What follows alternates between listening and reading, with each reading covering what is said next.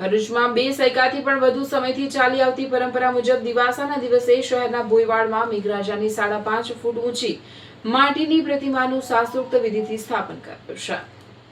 ભરૂચમાં અમાસના દિવસે મેઘરાજાની પ્રતિમાનું સ્થાપન કરવામાં આવ્યું છે। છપ્પનિયા દુકાળના સમયમાં વરસાદની માંગ સાથે ભોઈ સમાજના લોકોએ અષાઢ વદ 14ની રાત્રે માટીની લગભગ 5.5 ફૂટ ઊંચી મેઘરાજાની કલ્પિત મૂર્તિ બનાવી હતી। તેમણે મેઘરાજા પાસે વરસાદની પ્રાર્થના કરી હતી। અનેક વિનવણીઓ છતાં વરસાદ નહીં વરસતા લોકોએ મૂર્તિ ખંડિત કરી નાખવાની ચીમકી પણ આપી હતી। મળસ્કે વાતાવરણમાં પલટો આવ્યો હતો અને ધોધમાર વરસાદ વરસ્યો હતો। 2 સૈકાથી અષાઢ વદ 14ની રાત્રે મેઘરાજાની પ્રતિમા બનાવી તેની સ્થાપના કરવાની પરંપરા ચાલી આવે છે। સમગ્ર વિશ્વમાં માત્ર ભરૂચમાં 7મ, 8મ, 9મ અને 10મ એમ 4 દિવસ મેઘરાજાનો મેળો ભરાય છે, જેના સમગ્ર રાજ્યમાંથી ભાવિક ભક્તો ઉમટી પડે છે। સાથે છડી નોમ સહિતના પર્વની પણ ઉજવણી કરવામાં આવે છે અને શ્રાવણ વદ દશમના દિને મેઘરાજાની વિસર્જન યાત્રા સાથે મેળાનું સમાપન થાય છે।